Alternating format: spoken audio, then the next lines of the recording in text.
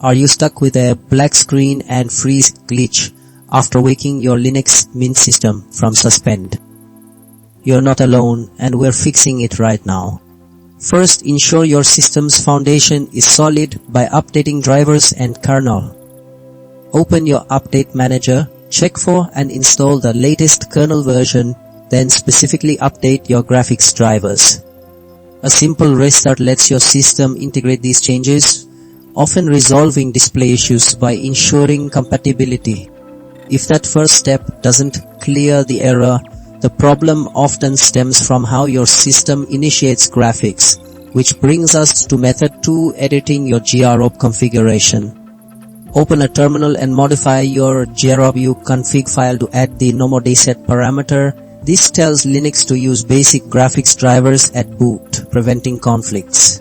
Save, update GR and reboot. Still seeing the black screen after Suspend? Method 3 tackles deeper firmware settings.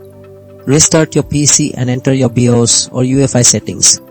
Navigate to boot options and disable both secure boot and fast boot. These features can sometimes interfere with Linux's suspend resume cycle. Save, exit and boot back into Linux Mint. Finally, if the issue persists, method 4 involves installing pmatools. Open your terminal, update your package lists, then install the pmatools package. This utility provides advanced power management tools that can better handle system suspend and wake events.